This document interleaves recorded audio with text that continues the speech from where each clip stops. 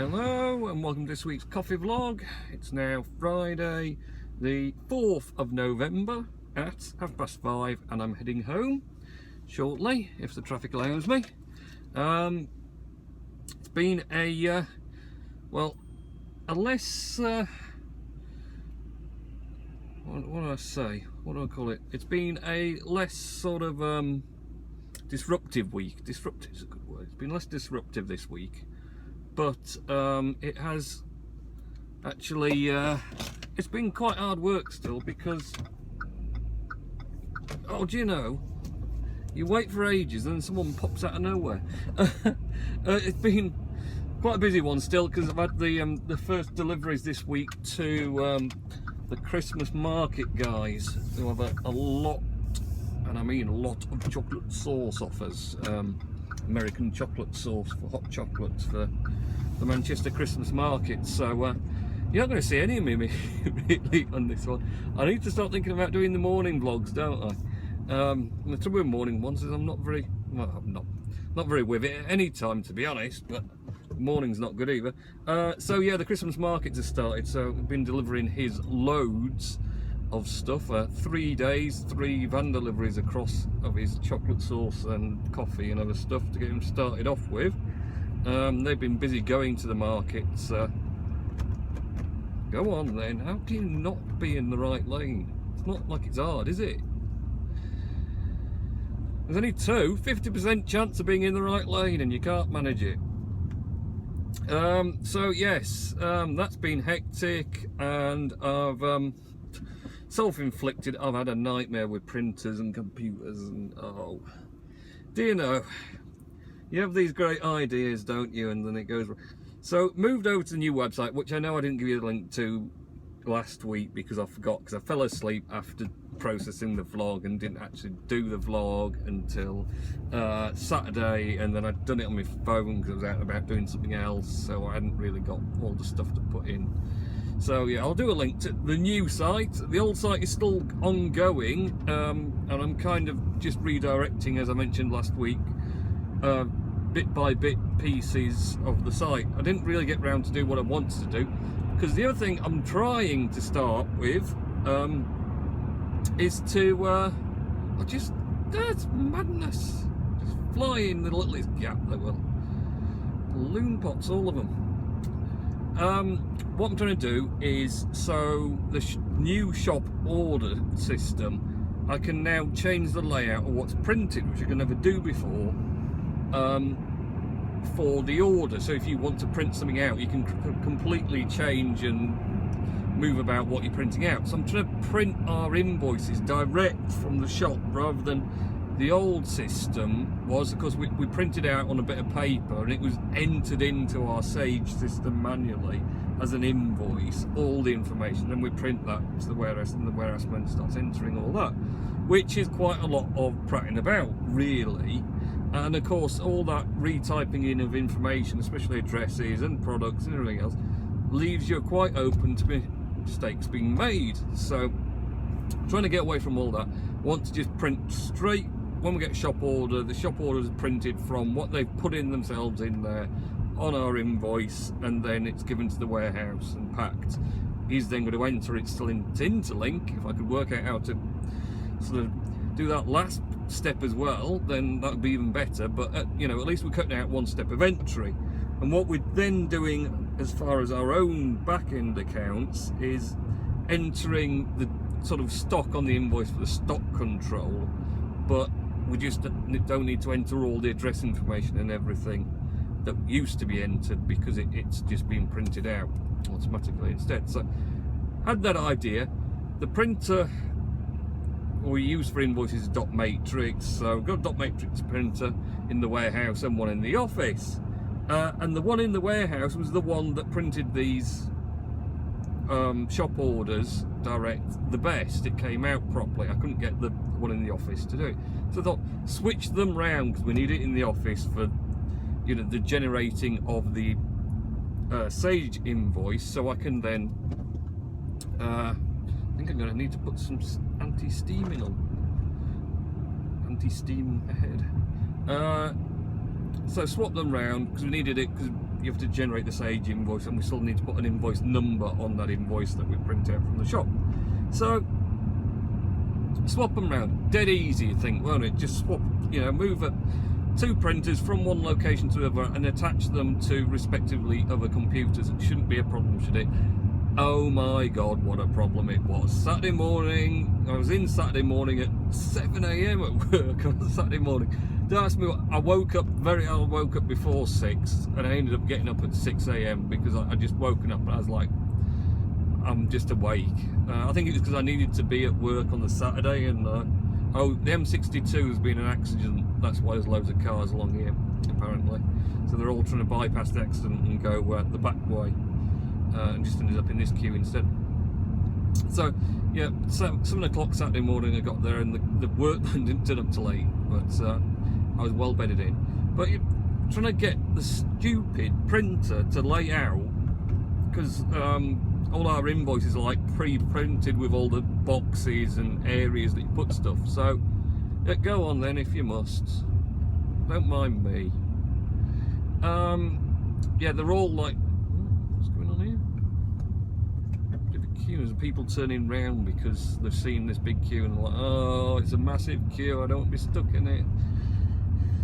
And then we'll have to slow down instead. So yeah, so you've got to get everything positioned right, and for some reason it always wanted to print quite far down the page, start quite far down my existing layout.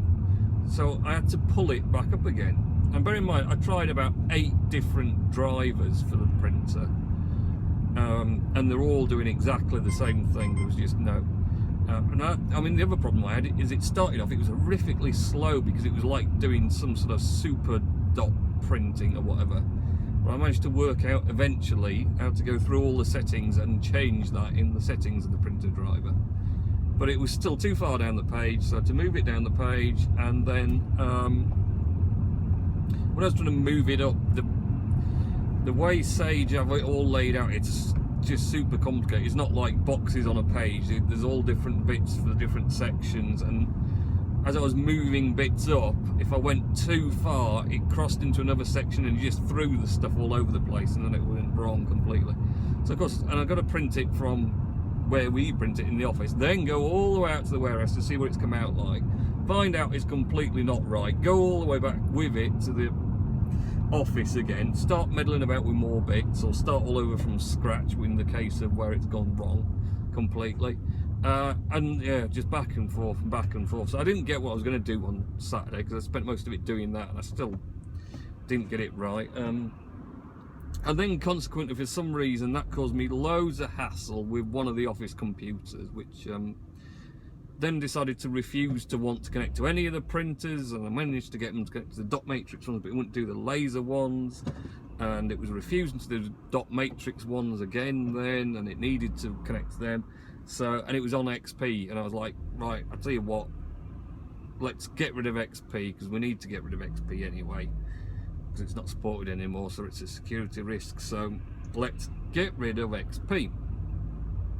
So I then decided to update that, so I had to update that, and of course it's one that's in use daily by the ladies in the office, so I had to get it sort of updated and all back up and running again, which I managed to do. I'm still struggling with one of the printers to get it to, well, the printer works fine. The problem is getting Sage to automatically select the right printers, because you can set it in its form layout which printer it's going to send it to. So when they choose particular layout in Sage, it's print to the office, print to the warehouse, print delivery note office, print delivery note to warehouse, and you set the one, assign it. But for some reason it's just been so fussy about it, and then it's say you can't print to that printer because the settings are incorrect, but they are correct. I know, because I can print from Notepad to the printer, but it's computers. So yes, but I've only got 2 XP boxes kicking about in the office now, and no one's actually physically using them for anything. So there's just one that runs the telephone system office serve part, and I need to move that onto one of the other Windows 7 computers, and there's one that realistically is running a printer and that is it. And I could just like get rid of that one as well and just stick the printer into a different machine, which I may yet do. We'd probably solve a number of other problems at the same time if I did that. So yeah, that's been interesting for me, messing about with computers and things coming out. Of course, what it consequently meant is like the delivery note ones, if they selected the wrong printer, they'd think they were sending a delivery note in the office out to the warehouse, but it actually printed it on the dot matrix, so it came out entirely wrong on there, and then warehouseman's got no idea what's going on, and then the printer kept jamming in the warehouse that I'd put in the warehouse. So it's been a fun week. Now Richard Nellis says, I've got to mention the Dad's Army creator, whose name I've forgotten already, whoever he was, died this week. Sad news. Great program, Dad's Army, did always love watching it, and I imagine it'll still be watched for many years to come by people. Bit of a comedy classic. So sorry to hear he's died. Richard also said I had to mention something about, I forget what the other bit was, something cats, or I've forgotten already, really. Top cat, I don't know, big back cats, something about that. Richard, I don't know. I've got many texts off you today. I wasn't answering, I was busy at work. I'm sorry, mate. I just was doing stuff, and I was like, well, I should reply to his, not texts, tweets, but I got loads to do, and you know, I know it seems churlish that it's 30 seconds to unlock your phone or go to Twitter and just type a quick reply to something, but when you're trying to get many things done at once, and it's kind of gets intense sometimes when I'm trying to do many things, and I just can't get my head around getting round to it again. So I will tweet you tonight when I get back in. I can finally relax. So what else has been happening? Halloween, of course. We had Halloween night Monday night. Did you have any Halloweeners, anyone? Did we? Oh yes, did we. I think a box of 50 Scare Mix, the Haribo Scare Mix packs, the little packs, box of 50 of those, that disappeared, along with a big tub of lollies and countless amounts of other small sweets and things. Yeah, there was loads. We always get loads around ours. Wouldn't be so bad if they're all just the school friends of my youngest, but they aren't. There seems to be a large amount of just you know, random chances who come round just trying to get free sweeties. So yes, it was busy with Halloween Monday night. The youngest liked his outfit. He was in his Foxy from Five Nights at Freddy's outfit, which was a bit different, and so it's kind of funny because he was answering, when we were answering the door as well, he was in it, so he was like jumping out.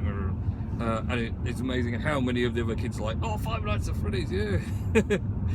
Like, just, they all know these games now. It's all online, of course, everyone plays online games. He's been well into his Roblox at the moment. Does like Roblox. And did I don't even know if I mentioned, actually. Probably did. We got Dan TDM's book, Diamond Minecart. Can't remember if I did or not. I think I probably did, but yeah, he's done a graphic novel, so we picked that up a few weeks back, and youngest enjoyed sitting with me reading through. It's quite cartoony, but it was good anyway. Good book. Star Wars Battlefront, not had a great deal of time for that, to be honest, either. Just with everything else that's been going on, most of the time I've just been sleeping at night, just because it's been hectic and I've been doing a lot of heavy lifting and moving and stuff, so not had a huge amount. Progressing slowly along though. I'm now on, oh yes, in case you haven't noticed, I'm not headed the normal way home because, yes Bob, I'm going to Tesco's. Going to Tesco's, eh? That's all we ever do. I think it's me and Bob Bell just keep Tesco's running. They'll go bust if we stop going there. So yes, Star Wars Battlefront, plodding along nicely. I think I'm on 85 now. Noticed they've introduced a couple of new skins, I think last weekend or something, which is sort of the cybernetic male and female, they're calling them. And it's basically where they've got like the